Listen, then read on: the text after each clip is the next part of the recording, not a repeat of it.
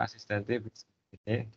Nah, jadi sebelum kita mulai, mari kita berdoa dulu kali menurut agama dan kepercayaan masing-masing. Doa dimulai.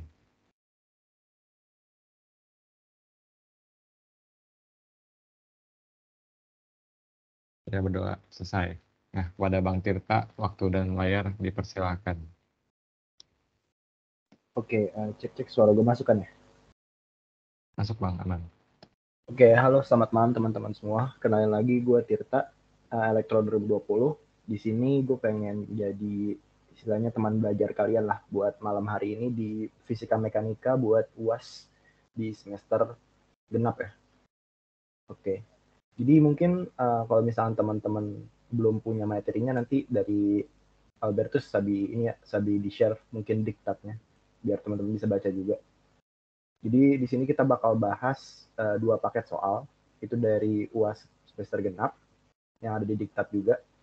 Dan di sini gue nggak bakal ngejelasin materi ya. Jadi gue cuman ngebahas terkait soal yang ada dan mungkin ada beberapa insight dari gue terkait dengan soalnya. Jadi mungkin bagi teman-teman di sini gue asumsiin kalian udah lumayan paham lah soal materinya dari kelas kalian gitu. Jadi nanti kalau misalnya emang mau ada pertanyaan khusus buat materi, mungkin sabi PC gue aja. Dan kalau misalnya ada pertanyaan tentang soal, nanti gue bakal buka sesi Q&A setiap gue selesai ngerjain soal. Gitu. Jadi, oke, mungkin gue share screen dulu kali ya.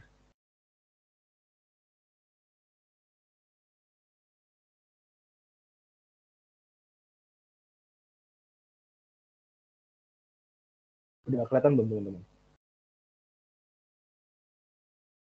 Kelihatan Bang? Udah kelihatan ya?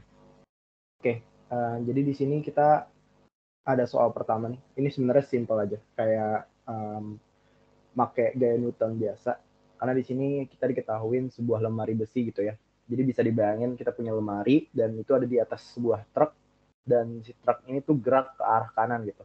Nah kita nih mau ngitung berapa percepatan maksimum truk agar lemari itu nggak terguling. Jadi kalau misalnya digambarin, misal ini permukaan truk ya. Nggak lurus. Nah ini permukaan truk. Anggap ini truk.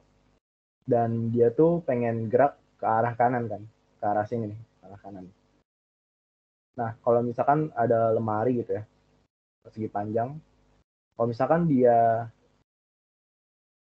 dibawa di truk gitu, dan truknya ke arah sini, pasti dia arah jatuhnya tuh ke kiri gitu. Arah jatuhnya tuh bakal ke sini. Nah, makanya di sini diketahuin kalau misalkan tepat saat akan terguling, gaya normal itu ada di ujung lemari sebelah kiri. Nah, di sini maksudnya adalah di bagian sini nih, ujung lemari sebelah kiri. Jadi nanti gambarnya tuh kurang lebih kayak gini, lemarinya. Nah, berarti kalau misalkan dia gaya normalnya sebelah kiri, sebentar ini nggak lurus, jadi mungkin gue gambar ulang kali ya.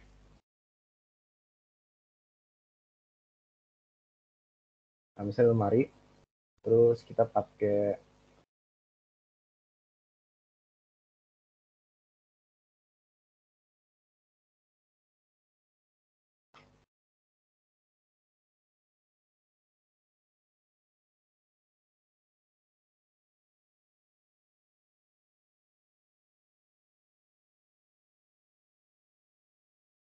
nggak bisa di miringin ya. Atau gini deh, gampangnya. Nah, kurang lebih gini lah. Jadi misal di sini ada gaya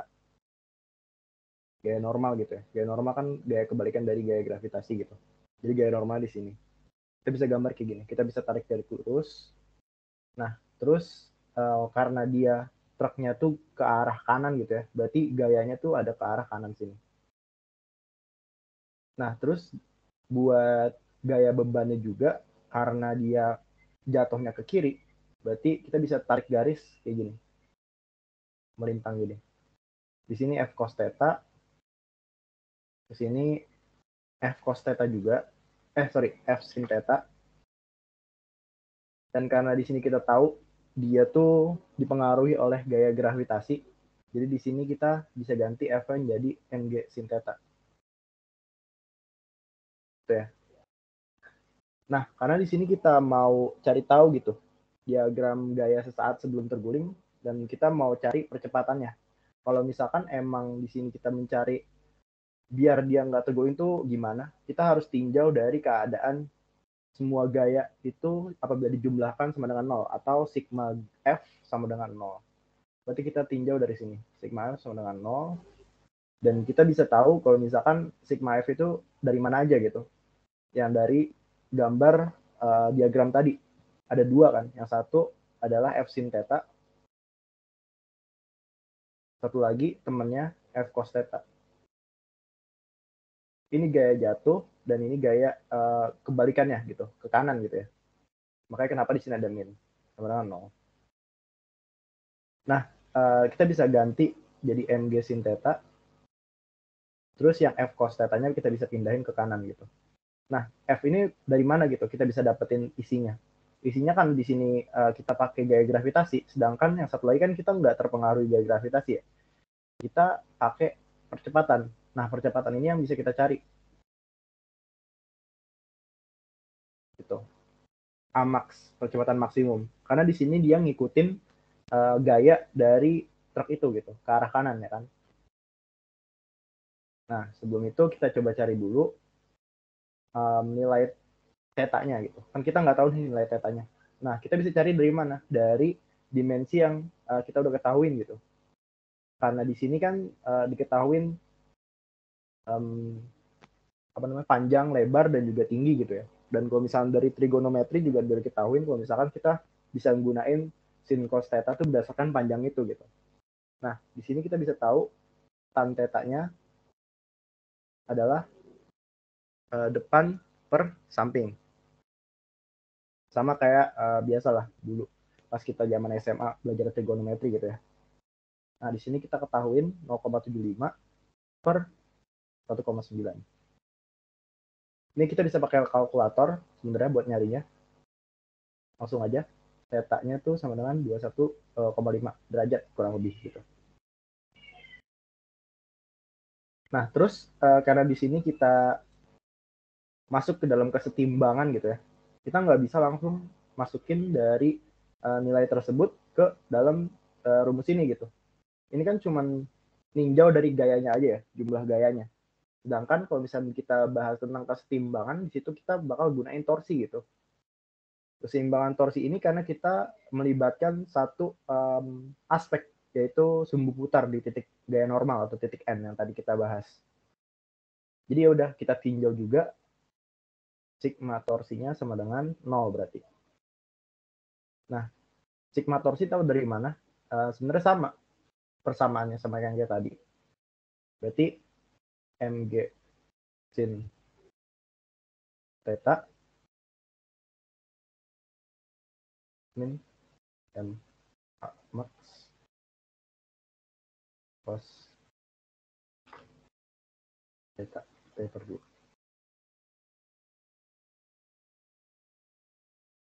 Oke. Nah, ini sama dengan 0.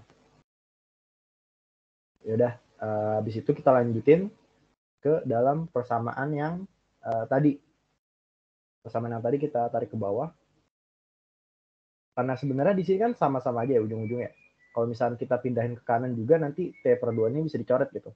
Berarti kesimpulannya adalah dari sigma F dan sigma torsi ini kita bisa cari bahwa G sin theta sama dengan A max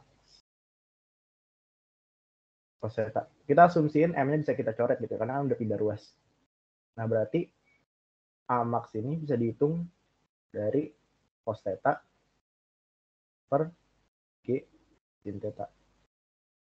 Ya udah, theta tinggal masukin tadi 21,5 dan ini G-nya 9,8 gitu ya. Jadi kita bisa tahu kurang lebih hasilnya adalah 3,86 gitu. Meter per second kuadrat. Oke, mungkin itu nomor 1. Jadi peninjauannya kayak gitu. Ada yang mau ditanyain nggak? Belum kita lanjut ke nomor 2. Kalau misalkan nggak ada yang ditanyain langsung chat aja gitu. Nggak ada.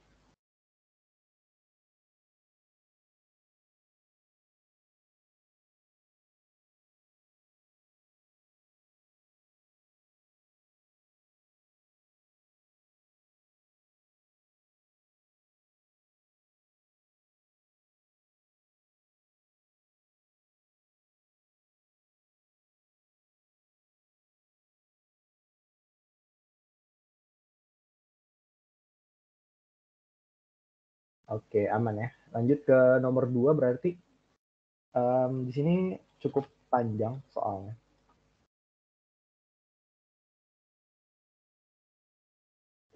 Jadi di sini kita tahu kalau misalkan ada minyak mentah gitu ya dari suatu kapal super tanker, dia punya densitas atau istilahnya kerapatan gitu ya, kerapatan dari massa jenisnya. Berarti rho-nya itu sama dengan 750 kg per m kubik. Nah, terus kita tahu bahwa massa dari barrelnya ini dia 15 kg ketika kosong. Dan kapasitas tampung minyak mentahnya itu 0,13, berarti volume. Dan densitas air laut adalah segini. Oke, jadi pertanyaan pertama di sini, jika seorang pekerja penyelamat tidak sengaja menumpahkan ya ke laut gitu, barel ini akan mengapung atau tenggelam di laut.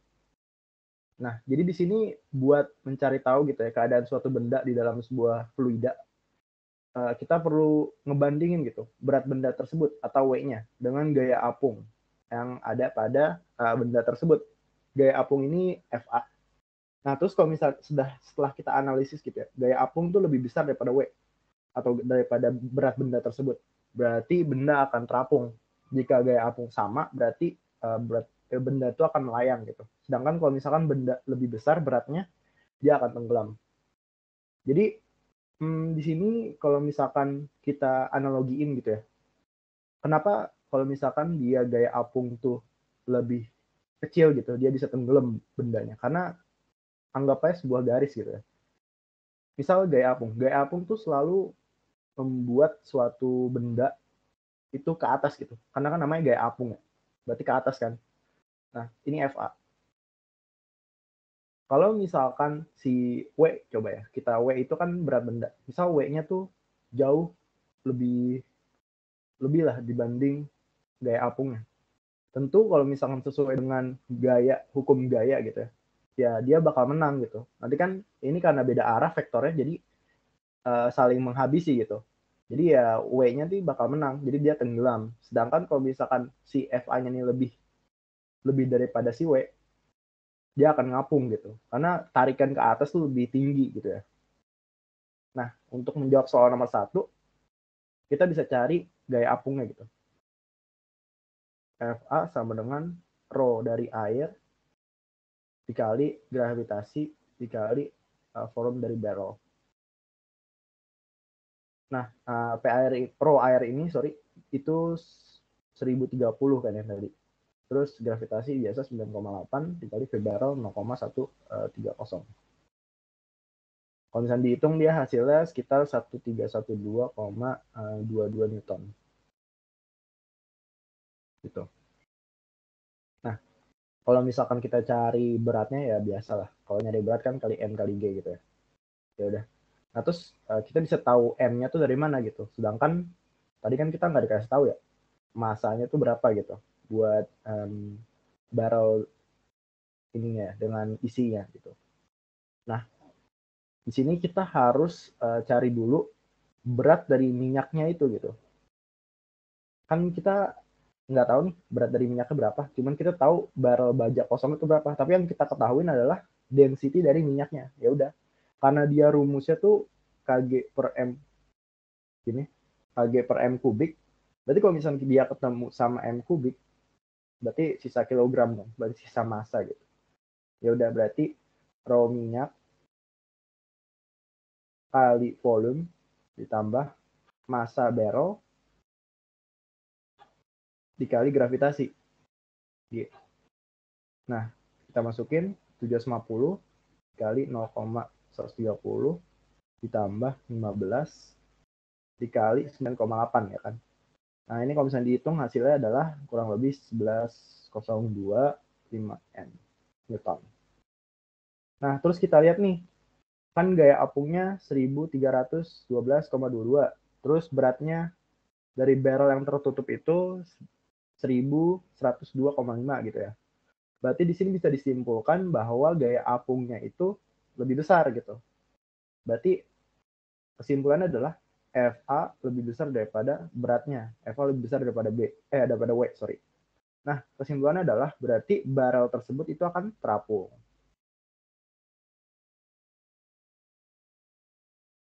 Oke. Nah, terus lanjut ke bagian B. Di sini kalau misalkan barrel terapung gitu ya, berapa bagian volume di atas permukaan air. Jika barrel tenggelam, berapa tegangan minimum tali harus dikeluarkan untuk menarik barrel dari atas laut. Nah, di sini kita lagi-lagi mengutamain yang namanya keseimbangan juga gitu. Kita bisa cari menggunakan prinsip gaya Newton juga. Buat mencari volume barrel yang di atas permukaan laut adalah karena dia ngapung gitu ya, berarti sigma F atau total gaya sama dengan 0. Nah, di sini kita tahu kalau misalkan 0 ini adalah FA min W sama dengan 0. Karena ada dua gaya gitu yang tadi kita tinjau. Nih, seperti yang dilihat di sini, ada dua gaya kan. Dia nggak mungkin ada gaya ke samping atau ke kanan gitu, karena dia dalam laut kan. Jadi kita tinjau dari dua gaya tersebut. Ya udah, berarti FA sama dengan W. Dia pindah ruas ke kanan.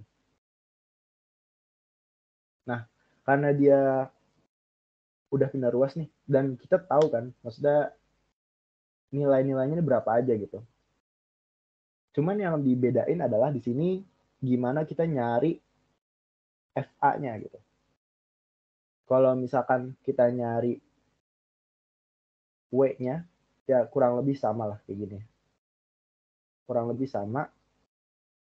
Dia tuh berarti, coba kita FA dulu deh. Kalau misalkan FA nih kan berarti ada yang namanya rho air dikali gravitasi kali volume kan. Nah, di sini karena dia carinya beberapa bagian gitu ya. Berarti di dalam volume barrel ini ada dua bagian gitu. Yang satu volume seutuhnya, volume total, sama yang terapung.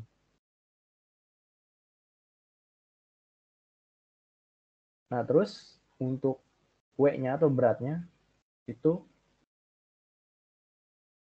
rho minyak, V total, massa barel dikali gravitasi. Ya kurang lebih sama lah perhitungannya gitu. Di sini kita bisa coret gravitasinya. Terus V air berapa gitu. V air tuh 1030 kan tadi. Terus V barrel 0,130. Nah, V terapung ini adalah yang kita cari variabelnya. Kita asumsikan Vx. Nah, ini tadi 750 kali 0,130 ditambah 15.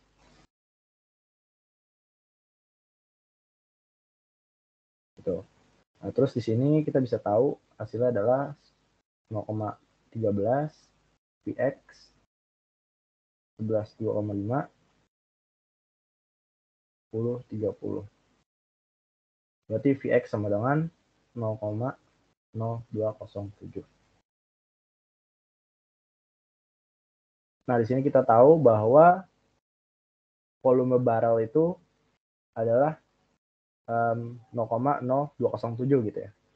Jadi di sini kalau misalkan barrel mengapung, dia yang terapung itu adalah 0,0207 meter kubik gitu, atau sekitar 15% dari volume barrel.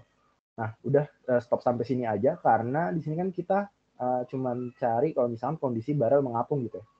Karena di sini kalau misalkan tenggelam dia baru dicari gitu minimum talinya. Karena di sini mengapung jadi kita cari yang mengapung aja. Mungkin itu nomor 2. Ada yang mau ditanya teman-teman?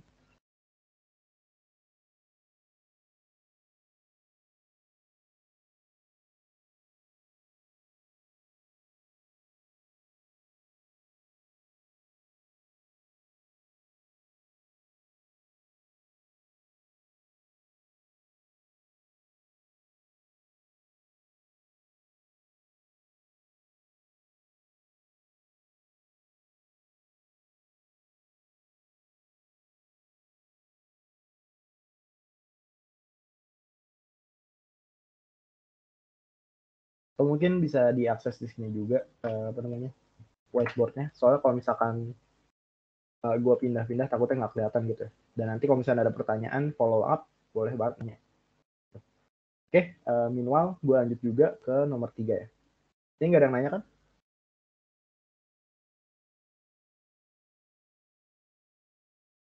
Oke, ya udah. Gue lanjut ke nomor 3.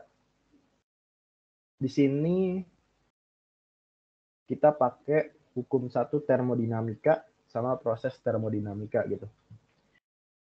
Oke, jadi di sini ada diagram, ada PV sama di sini dia ketahuin tekanan sama volumenya gitu ya.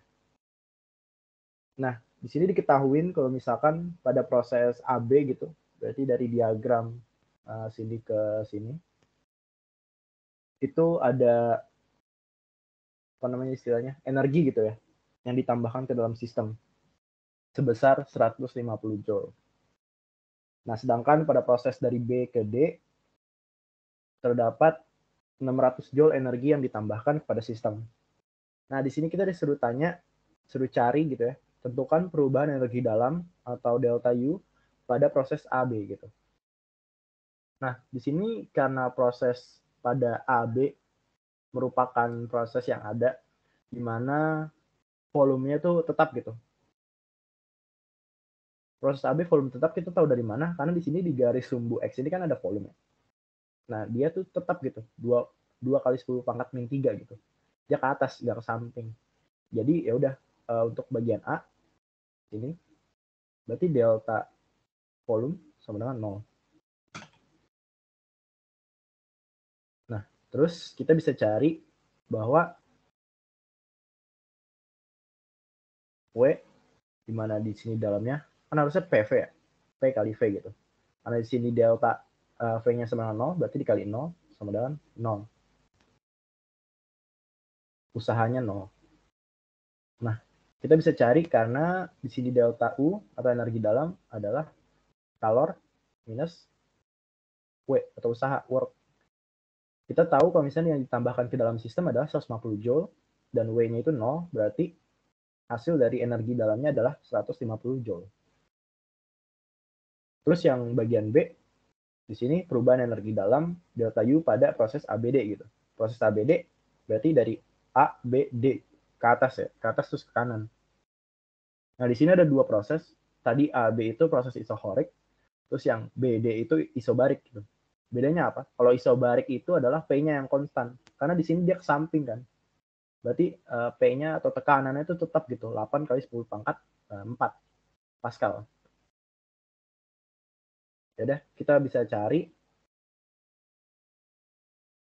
Kita cari dulu ini W-nya.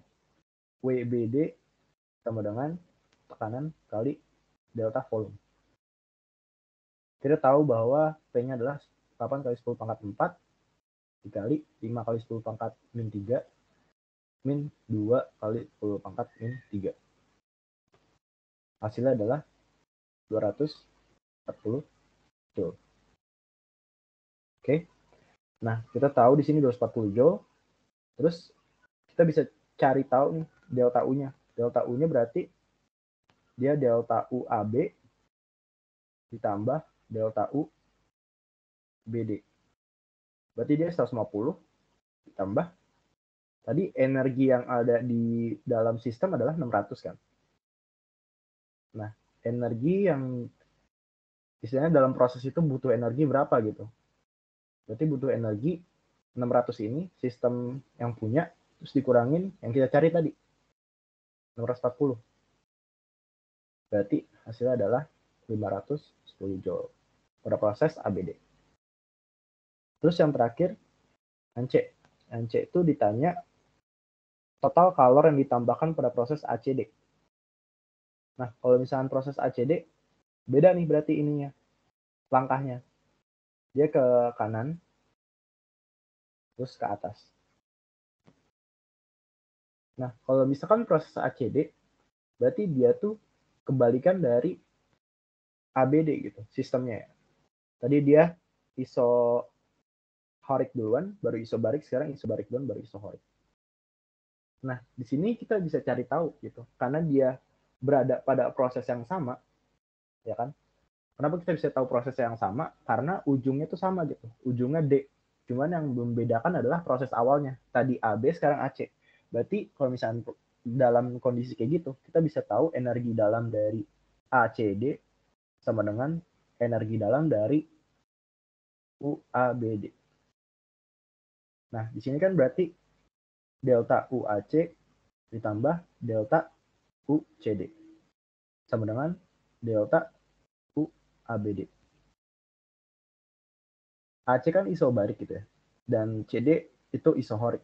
Berarti sesuai dengan apa yang tadi kita pelajarin, berarti Q min WAC ditambah Q. Kenapa nggak ada WCD?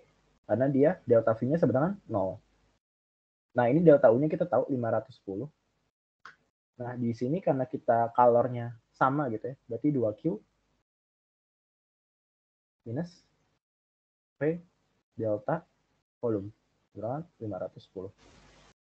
2Q ini sama dengan 510 ditambah P-nya berapa? 3 kali 10 pangkat 4 kali 5 kali 10 pangkat min 3 minus 2 kali 10 pangkat min 3. Berarti Q-nya sama dengan 300 Joule. Sebenarnya kalau misalkan ada soal termodinamika kayak gini, yang perlu kalian pelajarin adalah ininya aja gitu. Hukumnya yang pertama, delta U sama dengan Q per W, dan W itu sama dengan P dikali delta V. Nah, terus prosesnya tuh ada 3. Yang pertama itu isobarik, di mana P sama dengan konstan. Yang kedua tuh isotermal, T sama dengan konstan atau suhu sama dengan konstan, di mana nanti sama dengan delta T-nya tuh sama dengan 0 gitu. Terus yang terakhir isohorik, volume sama dengan konstan. Oke, ini nomor 3. Sampai sini ada yang mau ditanyain?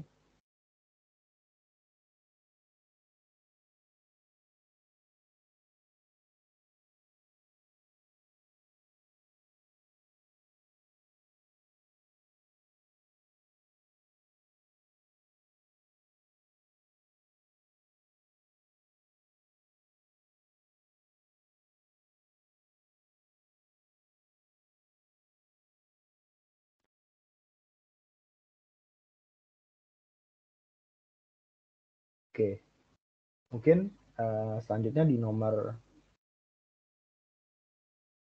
keempat. Bentar, soalnya tuh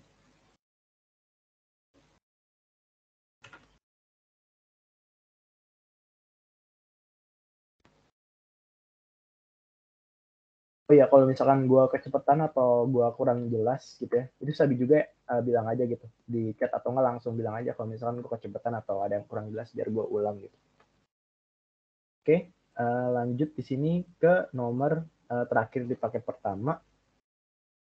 Ada balok es pada temperatur 0 dia mencair jadi air gitu ya, pada temperatur 0 derajat Celcius. Terus dalam sebuah ruangan besar dengan temperatur 45 derajat. Anggap es dan ruangan sebagai sistem terisolasi, dan anggap ruangan itu cukup besar sehingga perubahan suhunya dapat diabaikan. Oke, apakah pencairan es tersebut reversible atau dia nggak reversible?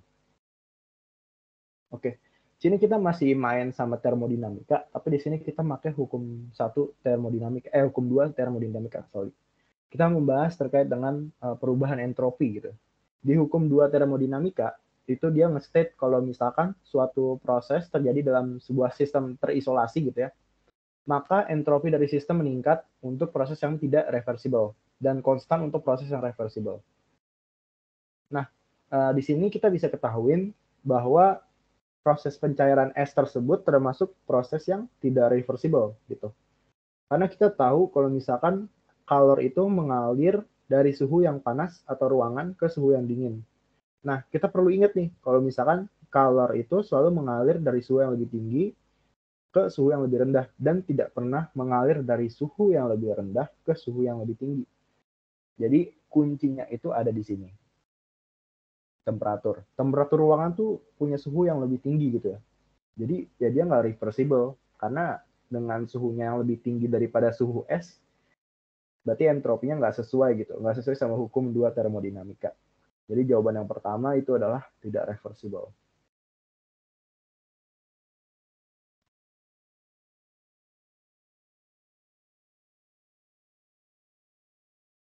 Oke, di sini lanjut ke bagian yang kedua. kita disuruh mencari perubahan entropi S gitu ya.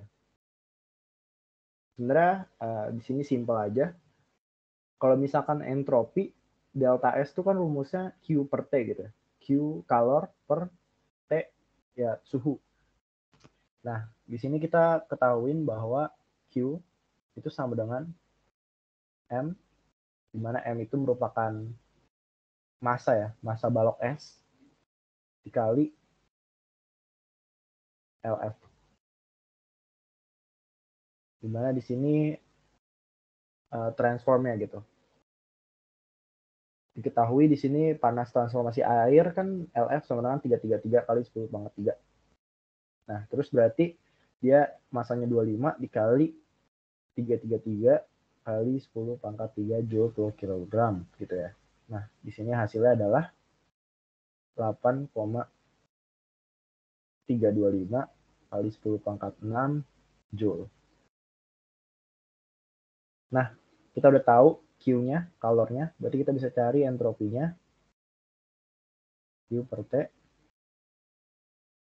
8,325 kali 10 pangkat 6, di mana di sini kita harus ubah dulu dari derajat Celcius ke Kelvin gitu ya. Berarti 273 Kelvin. Berarti hasilnya adalah entropinya 30494,5 Joule per Kelvin. Oke. Nah, selanjutnya kita harus cari perubahan entropi total sistem selama proses ini. Jadi di sini ada dua entropi gitu ya. Entropi satu dia di bendanya yaitu S, terus yang kedua di ruangannya. Jadi entropi total sistem adalah delta S, sigma delta S, di mana sigma delta S ini terdiri atas delta SS ditambah delta S ruangan. Kan kita udah tahu entropi dari S itu berapa? 30494,5 ditambah S ruangan gitu.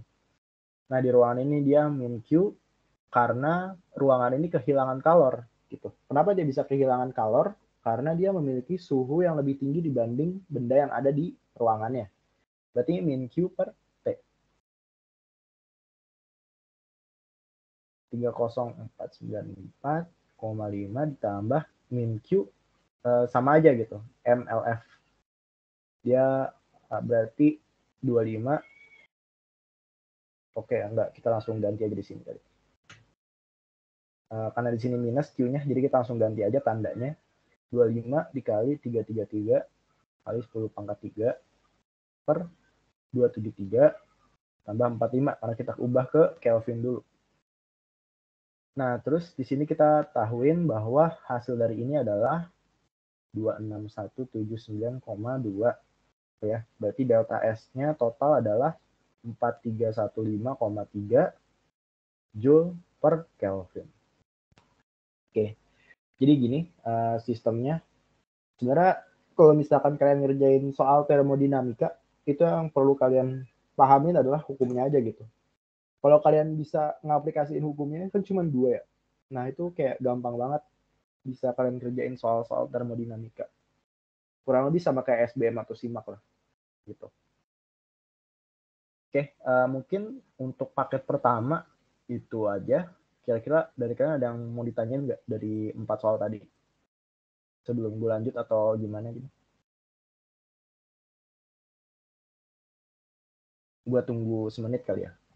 Sampai 20.50. 20.51, sorry.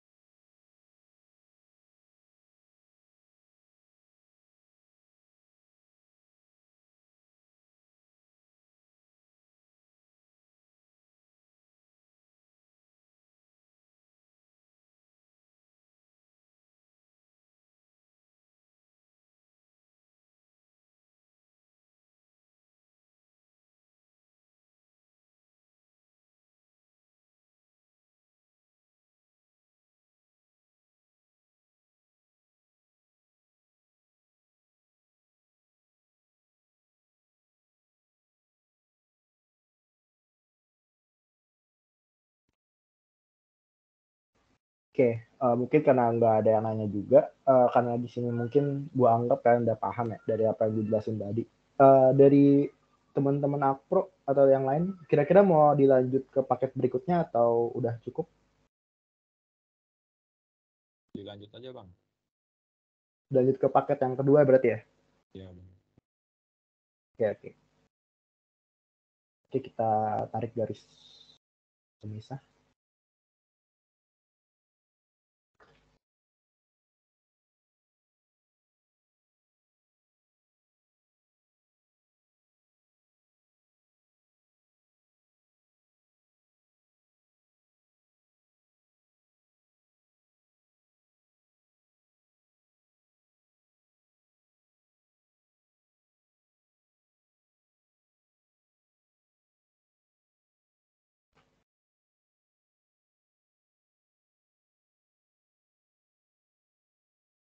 Oke, lanjut ke paket kedua, teman-teman. Di sini kita balik lagi ke bahasan nomor awal, itu kesetimbangan gaya Newton. Sebenarnya kalau misalkan kita bahas kesetimbangan, tadi kan kuncinya adalah ngelihat ini ya, melihat gaya-gayanya itu kemana aja gitu. Nah, di sini udah dibuatin persamaan dari soalnya sebagai berikut. Bisa dilihat. Nah, terus di sini kita harus mengkonstruksi diagram benda bebas atau diagram gaya untuk pintu. Oke. Jadi di sini kan pintunya dia kotak gitu. Jadi berarti kita bikin kotak aja.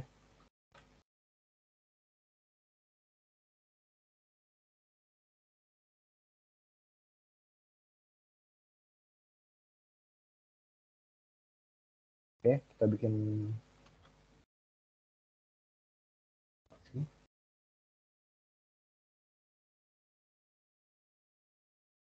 Nah, karena di sini kita sorry ya nggak lurus. Soalnya kalau misalnya kalian bikin harusnya lurus ya. Cuman di sini nggak lurus, jadi anggapnya lurus. Nah, diketahui di sini tiap masing-masing dari ini ya, dari panjangnya itu diketahui nggak sih? Oh, nggak ketahui ya. Ya udah. Pokoknya ini pintunya. Nah, terus ada beberapa gaya gitu ya. Yang pertama adalah gaya yang di atas nih. Dia gaya C. Gaya C itu yang di atas ini. Sorry.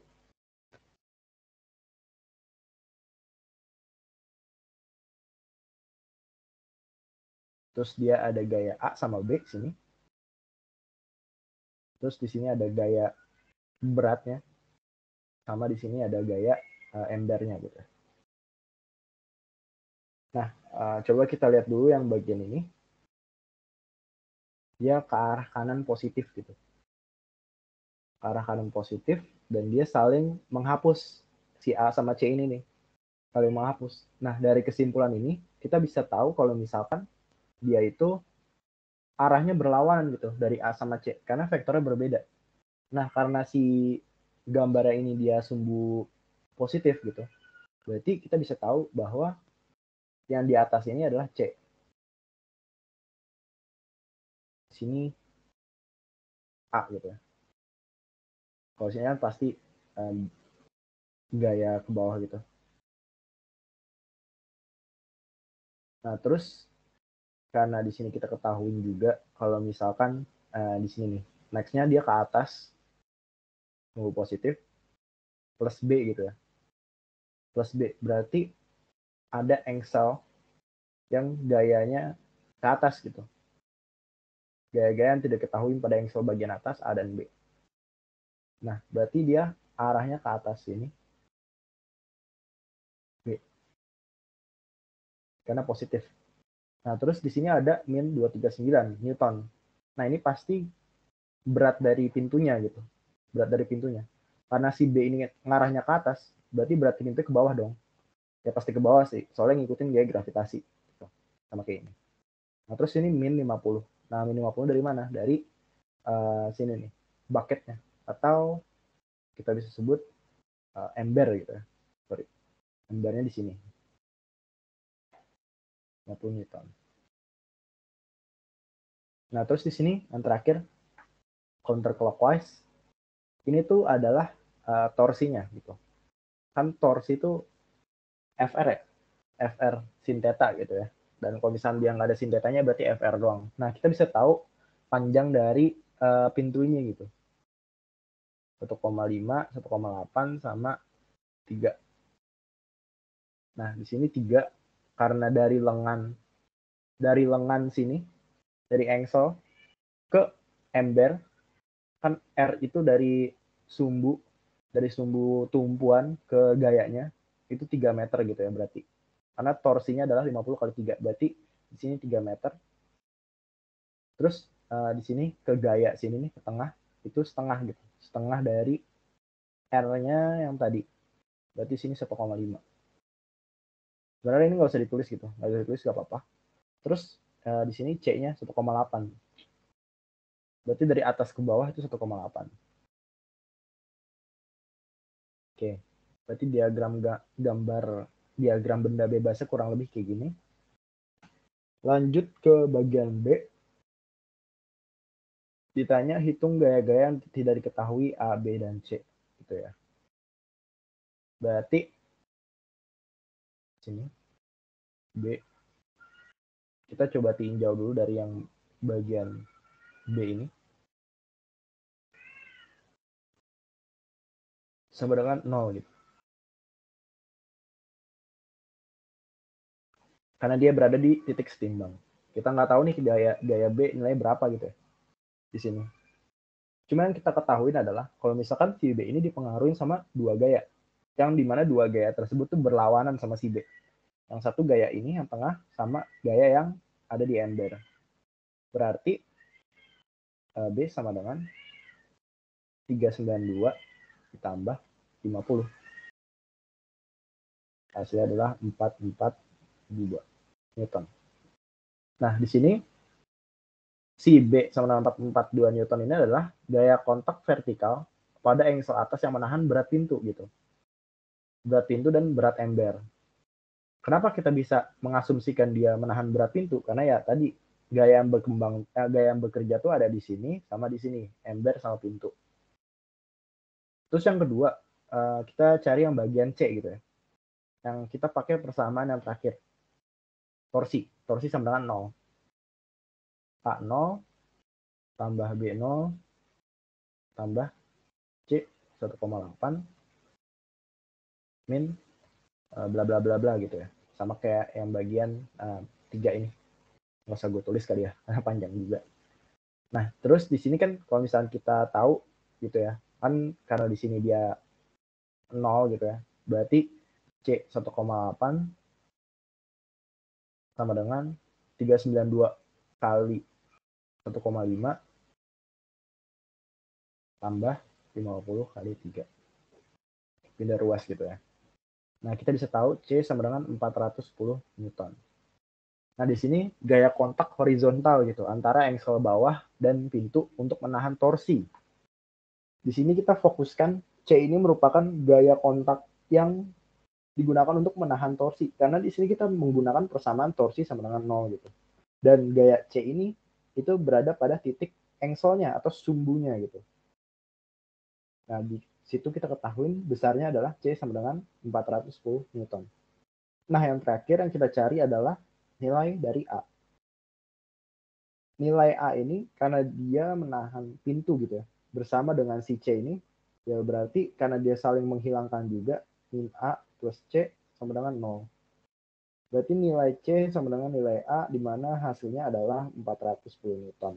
Karena dia engsel pintu, jadi di sini disebut sebagai gaya kontak horizontal antara engsel atas dengan pintu untuk menahan pintu. Sama sebenarnya fungsinya sama si C. Tapi kalau misalnya si A ini menahan gaya, kalau misalnya si C ini menahan torsi yang berat. Gitu. Emang perlu di ini sih, kalau belajar terkait dengan kesetimbangan sama torsi ini perlu dibayangin gitu, setiap diagramnya gitu. Kalau misalnya kita tahu pintu kan bentuknya kayak gimana, terus kita bisa asumsiin sedemikian rupa hingga hasil sesuai gitu. Mungkin itu nomor 1. Ada yang masih dibingungin atau ada yang kurang jelas dari gue?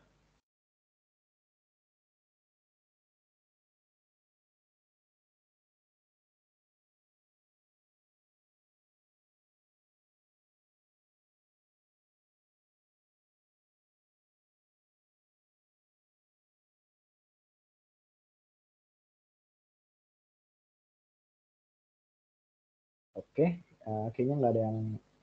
ini masih pada aktif kan? Maksudnya kayak gue nggak ngejelasin sama tembok kan? Mungkin Sabi chat kali ya, kalau misalnya kalian masih bangun.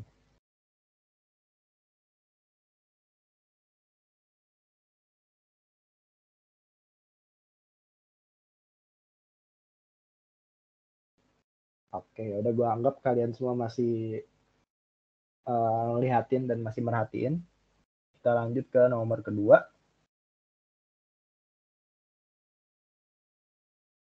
Nomor kedua ini kita bahas terkait dengan masih sama sih, tekanan ya, tekanan sama gaya.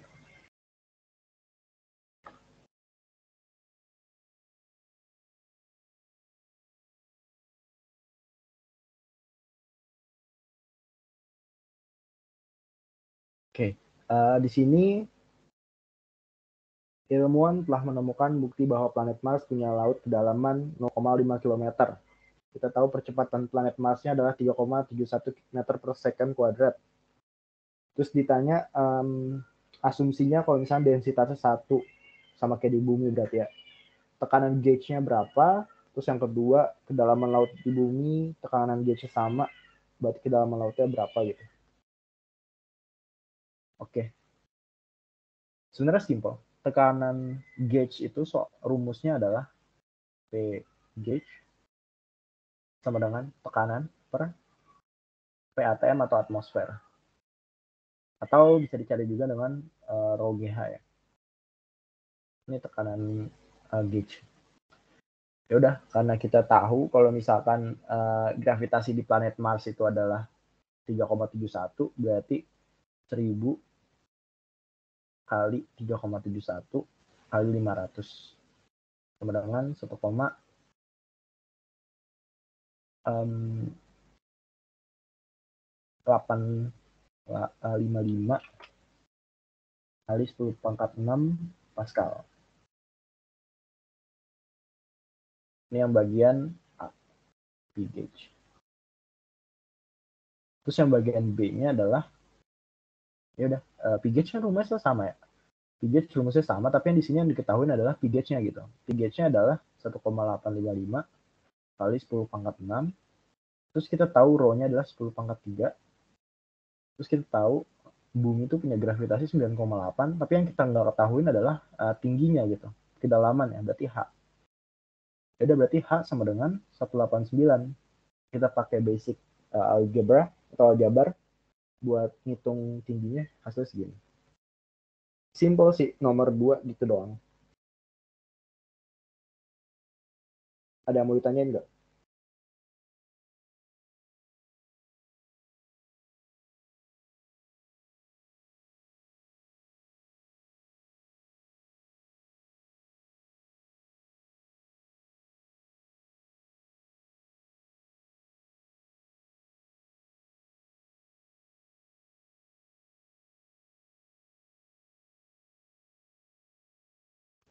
Oke, kayaknya nggak ada.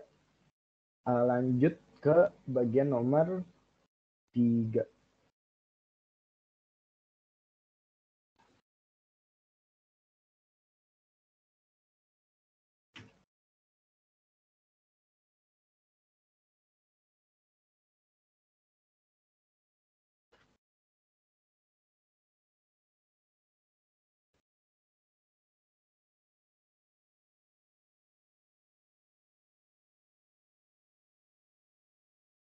Oke, di bagian nomor 3 ini diketahui kedalaman kolam renang gitu ya.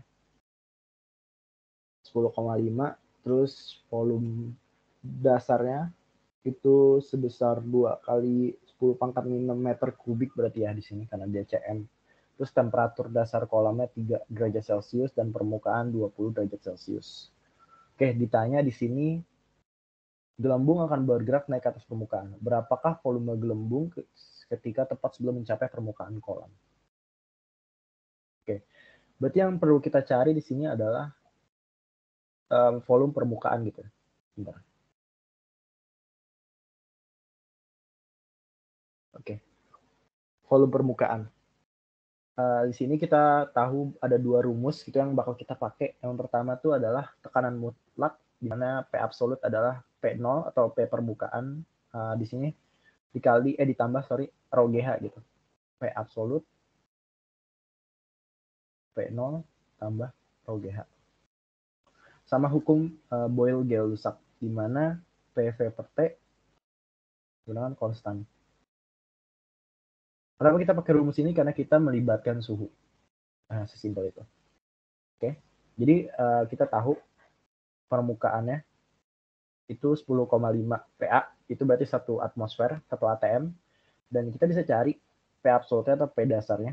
Pada dasar itu adalah P0 10 pangkat 5 tambah rho GH. Rho GH 10 pangkat 3 dikali 9,8 dikali 10 pangkat 10 pangkat 10,5. Hasilnya adalah 2,03 kali 10 pangkat 5 Pascal. Oke. Nah, di sini terus kita gunain hukum Boyle-Gay-Lussac karena dia konstan, berarti sama gitu ya. PV per T dasar sama dengan PV per T permukaan atau surface. Terus kita masukin aja gitu tekanannya, berarti 2,03 kali 10 pangkat 5 kali 2 kali 10 pangkat 6 gitu ya dasarnya. Ini kita ubah ke Kelvin temperaturnya. Sama dengan 10 pangkat 5 atau 1 ATM gitu kali P permukaan. Ini yang kita cari. 293 Kelvin. Ini kita saling silang aja. Nanti kalau misalnya dihitung itu hasilnya Vx sama dengan 4,31 kali 10 pangkat 6 meter kubik. Ini hasilnya. Ada yang mau ditanyain nggak? Sebenarnya itu doang sih buat tekanan sama hukum Boyle-Gay-Lussac ya. Cuman main-mainin rumusnya aja. Ada yang mau ditanyain sebelum lanjut ke soal terakhir?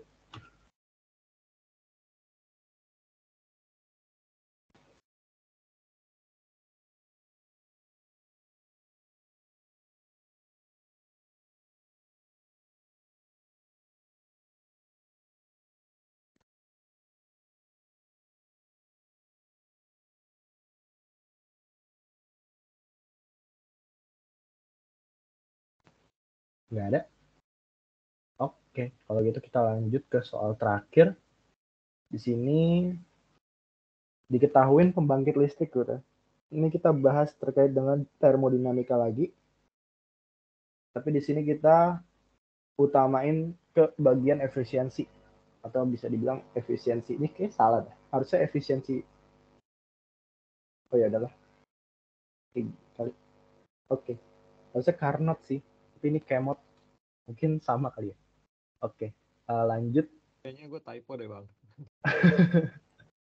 Ya udah nggak apa. Kita harus mesin Carnot ya. Efisiensi Carnot. Nah, terus di sini berarti kita pakai rumus efisiensi. Jadi efisiensi pada mesin itu ada dua. Yang satu efisiensi terhadap temperatur atau suhu. Yang kedua tuh efisiensi terhadap kalor atau Q. Nah, kalau misalnya kita ngomongin efisiensi, sebenarnya prinsipnya itu satu. Pasti hasilnya adalah 100% atau kurang dari 100%. Nah, berarti kalau misalnya 100%, itu dia 1 kali 100 kan. Sedangkan kalau misalnya di bawah 100%, berarti 1 dikurang X gitu ya. Dikurang X kali 100%. Nah, X-nya ini apa? X-nya ini kalau misalnya kita suhu berarti T2 per T1. Kalau misalnya kita kalor berarti Q2 per Q1. Nah, terus yang kita ketahui juga kalau misalkan energi dari aliran fluida itu sesuai sama rumus ini. Q MC delta T. Misalnya kalian sering dengar gitu ya, macet MC delta T. Nah, itu tuh kalor gitu pada aliran fluida. Nah, di sini ketahuin beberapa parameter, daya listrik, terus suhu air hilir lebih hangat gitu ya. Nah, kita fokus ke tentukan kecepatan aliran dari sungai. Nah, kecepatan aliran dari sungai ini itu kita bisa cari gitu ya dengan M yang ada di sini, kecepatan alirannya. Nah, gimana kita cari tahu? Yang pertama, kita harus ketahuin dulu kalor yang terbuang gitu. Kalor yang terbuang dari aliran fluida ini. Kalor yang terbuang dari aliran fluida ini kita bisa tahu dari kita tinjau efisiensi mesinnya dulu. Karena di sini yang kita ketahuin adalah suhu gitu ya. Berarti kita tinjau dari suhu. T2 per T1. T2 ini membuang air dengan suhu gitu ya. Berarti yang dibuang nih T2 300 gitu. Terus masuk ke 500, berarti per 500 kali 100%. Nah, ini kalau misalnya dihitung, hasilnya adalah 40% atau 0,4. Nah, Q terbuangnya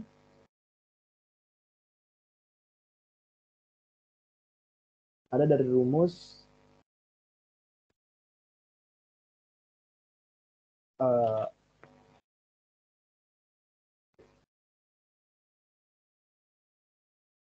1 per E per T. Di sini apa namanya? Daya ya. Dayanya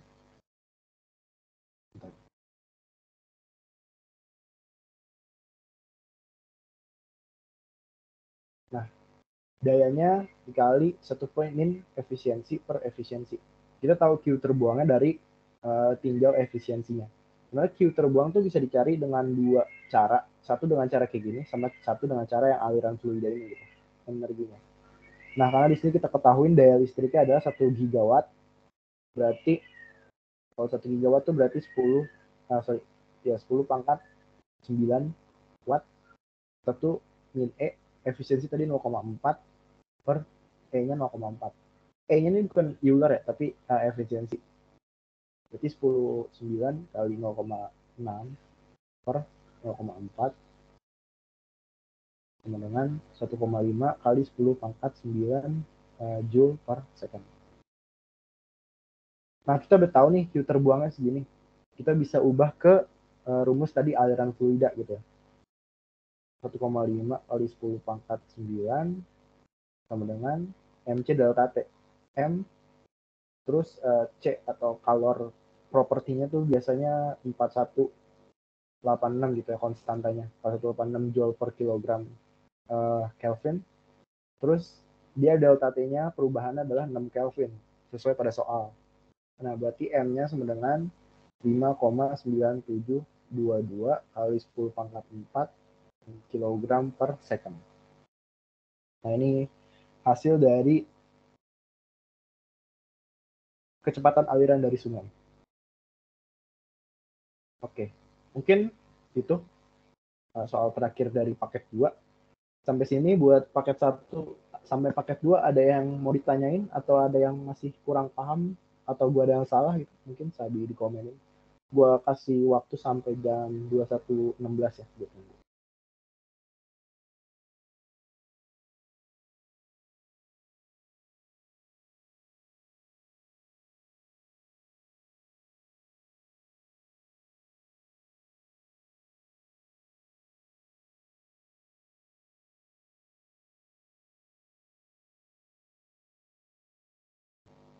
Bisa dilihat juga di whiteboard yang gue kirim.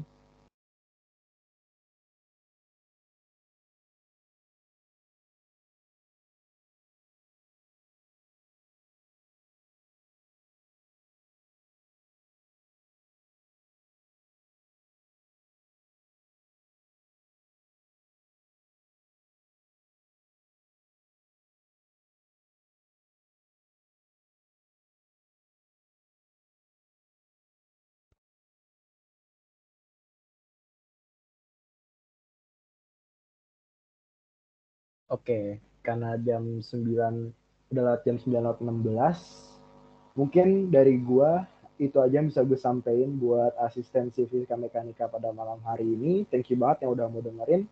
Kalau misalnya ada pertanyaan tapi belum sempat nanya di sini atau ada muncul pertanyaan nanti gitu, sabi banget kontak gua. di PC. Mungkin bisa dilihat atau minta teman-temannya kontak gue, Sabi gitu. Gue open 24 jam. Mungkin itu aja dari gue balikin lagi ke teman-teman Apro. Sorry banget kalau misalnya ada yang kurang jelas atau salah perkataan gue. Gitu aja sih. Wassalamualaikum warahmatullahi wabarakatuh. Selamat malam. Sampai bertemu di hearing teman-teman. Gue balikin ke Apro. Terima kasih Bang Tirta atas pemaparannya yang bermanfaat banget nih. Makasih juga buat teman-teman yang udah join asistensi ini. Sama gue pengen ingetin buat kalian buat jangan lupa isi absensi. Mungkin sebelum tutup kita boleh doa dulu kali. Jadi doa boleh dimulai.